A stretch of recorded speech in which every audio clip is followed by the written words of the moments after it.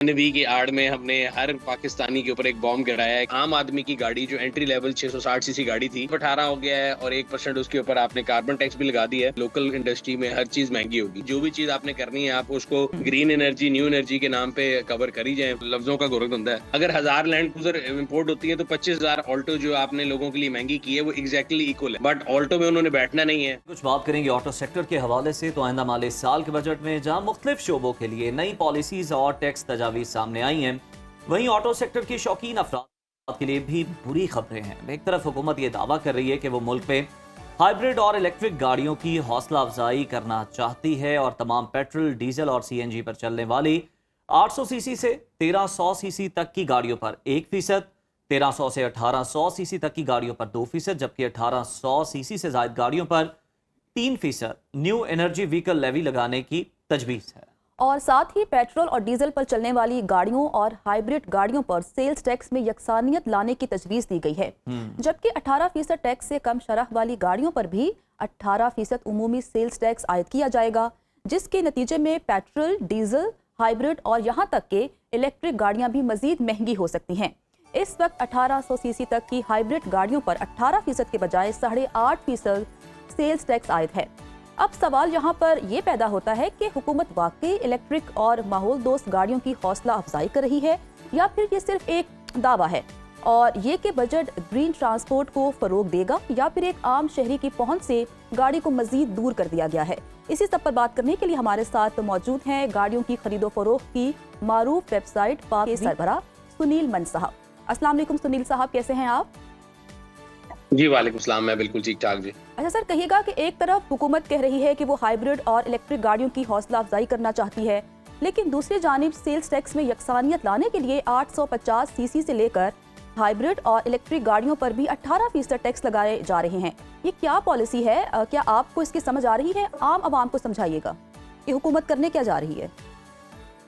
अच्छा, उसमें थोड़ी सी कंफ्यूजन ये है कि एक चीज होती है कि तकरीर करना और एक है फाइनेंस बिल। जो हाइब्रिड वाला इशू है वो मेरा ख्याल है फाइनेंस बिल में नहीं है, तो I think that is a good news कि हाइब्रिड के ऊपर नहीं जाएगी। बिकॉज जैसे आपने इंट्रोडक्शन में बात बताई कि हर जगह हमने कहा कि हम NEV पॉलिसी लाना चाह रहे हैं, हम NEV पॉलिसी लाना चाह रहे हैं और उस NEV की आड़ में हमने हर पाकिस्तानी के ऊपर एक बॉम्ब गिराया है कि वो जो बेशक 1 लीटर पेट्रोल लेता है या 10 लीटर पेट्रोल लेता है तो उसको 2.5 रुपए जो है वो कार्बन टैक्स देना पड़ेगा, वो जाके 5 रुपए में भी हो जाएगा। इसी तरह एक जो है 1300 से नीचे वालियों के ऊपर 1% टैक्स लगा दिया है, फिर 2, फिर 3%। वो भी अगेन हमने इसी नाम पे लगाया कि हम जो है न्यू इलेक्ट्रिक व्हीकल्स और जो है न्यू एनर्जी पॉलिसी लेके आ रहे हैं। तो एट द सेम टाइम मेरा नहीं ख्याल कि हाइब्रिड गाड़ी के ऊपर उसकी कोई सेंस बनती है उसके GST को ऊपर लेके जाने की। तो वो बजट की तकरीर में जरूर था, लेकिन उसमें थोड़ी कंफ्यूजन ये है कि वो फाइनेंस बिल के अंदर मौजूद नहीं है। लेकिन जो चीजें मौजूद हैं उसमें ये है कि सबसे इंपॉर्टेंट चीज ये है कि एक आम आदमी की गाड़ी जो एंट्री लेवल 660 सीसी गाड़ी थी उसके ऊपर जो GST था वो 12.5% था, वो भी अब 18 हो गया है और 1% उसके ऊपर आपने कार्बन टैक्स भी लगा दिया है। तो ओवरऑल अगर बजट में देखा जाए तो गाड़ियों के लिहाज से लोकल इंडस्ट्री में हर चीज महंगी होगी। इंपोर्टेड गाड़ियों के अंदर थोड़ा सा रिलीफ के बारे में बात की जा रही है। पहले भी कहा जा रहा था, IMF ने कहा है कि जी आप जो है बैरियर्स कम करें, तो उसके लिए उन्होंने कहा हम RD कम करेंगे। बट वो RD जिस गाड़ी पे लगती है वो एक आम आदमी की गाड़ी नहीं है, वो अमीर आदमी की गाड़ी है, लैंड क्रूजर है। उसकी ड्यूटी या वैल्यू अगर 6 करोड़ से 40-50 लाख कम भी हो जाएगी, उससे आम आदमी को फर्क नहीं पड़ेगा। अच्छा सुनील साहब, न्यू एनर्जी व्हीकल लेवी का मकसद बज़ाहिर ग्रीन ट्रांसपोर्ट को फरोग देना है, लेकिन क्या इस लेवी से इलेक्ट्रिक गाड़ियां वाकई सस्ती और काबिल रसाई हो जाएंगी या मजीद महंगी हो सकती? मुझे नहीं लगता कि उससे कोई काबिल रसाई या सस्ती होंगी, बट ये एक ऐसा शील्ड है जिसको यूज करके बाकी तमाम चीजों पर टैक्स लगा दिया गया है। तो हम हमेशा बचपन में सुनते थे whatever I do wrong I blame it on al-Qaeda. तो उसी तरह ये चीज है कि जो भी चीज आपने करनी है आप उसको ग्रीन एनर्जी न्यू एनर्जी के नाम पे कवर करी जाए। कार्बन टैक्स लगाना है, गाड़ियों के ऊपर टैक्स वैसे बढ़ाना है, वो न्यू एनर्जी के नाम पे उन्होंने लगा दी है। या तो इलेक्ट्रिक गाड़ियों के लिए भी कुछ सहूलत लाई हो, या तो गवर्नमेंट ने कहा हो इस बजट में कि जी हम इलेक्ट्रिक नेटवर्क को बढ़ाने के लिए भी बेहतरी करेंगे, या जो कंपनियां हाइब्रिड गाड़ियां, इलेक्ट्रिक गाड़ियां या NEV गाड़ियां बना रही हैं उसमें कोई हम छूट देंगे। ऑन द कॉन्ट्रेरी एक, बल्कि आपने शुरू में बताया कि एक कंफ्यूजन क्रिएट की हुई है कि हाइब्रिड गाड़ियों पे भी अगर बढ़ा देंगे तो फिर कौन सी इलेक्ट्रिक पॉलिसी, कौन सी NEV पॉलिसी? मेरे ख्याल से एक एलिबाई है। अच्छा सर बताइएगा, अगर हम मिडिल क्लास अफराद की बात करें तो 800 से 1300 सीसी की जो गाड़ियां हैं उनकी कीमतों में कितना इजाफा मुतवक्के है और इसका मार्केट पर क्या असर पड़ सकता है? देखिए 800 हो 1300 हो, बात ये है कि बजट जब आता है ना तो उसके आने से तकरीबन, आप मिडिल क्लास की बात करें, मैं तो कह रहा हूँ मिडिल क्लास गाड़ी तो 660 सीसी गाड़ी भी नहीं ले सकता 0 मीटर। और उसी की प्राइस में बजट के अंदर जो मैं आपको बता रहा हूँ, जीएसटी का इफेक्ट और 1% का इफेक्ट ये है कि आपकी जो 660 सीसी सुजुकी ऑल्टो है वो तकरीबन 1,75,000 से 2 लाख रुपए महंगी हो जाएगी।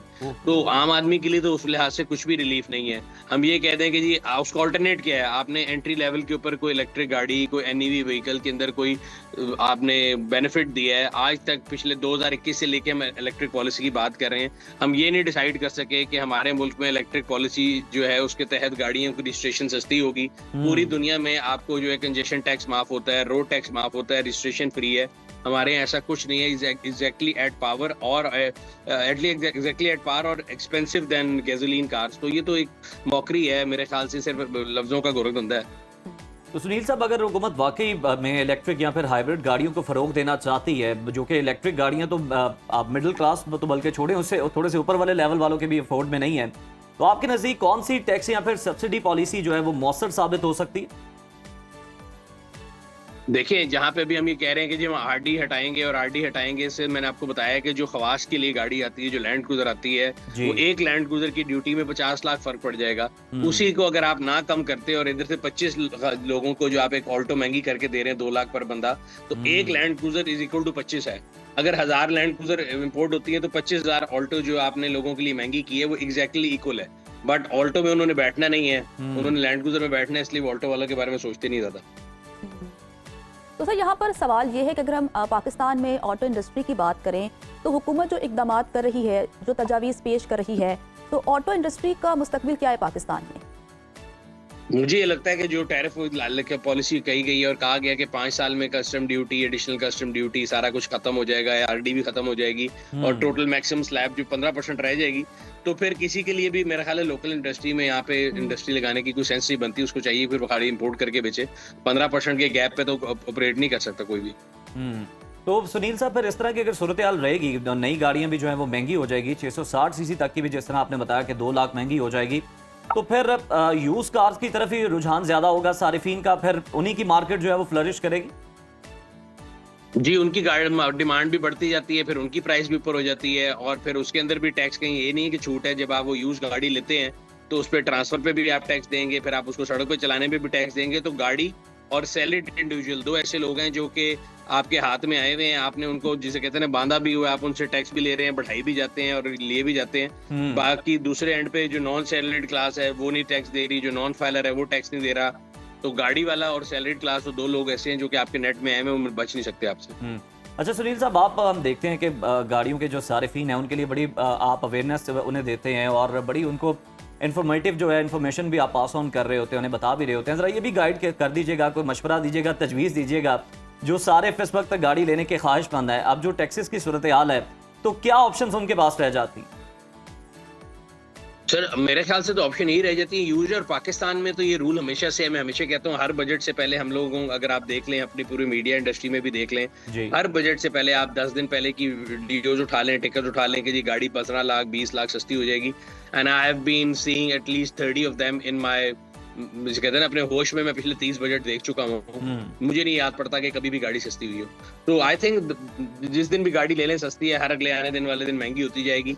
और इस चीज पे बंदा इत्तेफाक करता रहे कि जी बजट में गाड़ी सस्ती होगी, तो ये खामख्याली है। बिल्कुल ठीक है, आप दुरुस्त फरमा रहे हैं कि बज़ाहिर इस तरह का कोई भी जो है इम्कान नज़र नहीं आता। हर बजट में बात ज़रूर होती है कि गाड़ी सस्ती होगी, लेकिन ऐसा होता नहीं है। बहुत शुक्रिया, सुनील मंच साहब हमारे साथ मौजूद थे और बता रहे थे कि बाद जो छोटी गाड़ियां भी हैं जो कि मिडिल क्लास जो है उसे खरीद रहे होते हैं, वो भी उसे अफोर्ड नहीं कर पाएंगे। हुकूमत बहुत बात करती है माहौल की, तो वो चाहती है कि जो आवाम है ना वो गाड़ी खरीदे ना वो बाइक खरीदे, वो साइकिल पे आ जाए, ताकि सस्ती साइकिल। देखिए ना, अब इलेक्ट्रिक स्कूटर्स भी जो है उनको भी बड़ा प्रमोट किया जा रहा है। द पॉइंट इज कि उनकी कीमतें कितनी है। At the end of the day सब यही कोशिश करते हैं कि उन्हें कोई भी चीज़ जो है वो मयारी कीमत में मिल जाए, अच्छी कीमत में मिल जाए।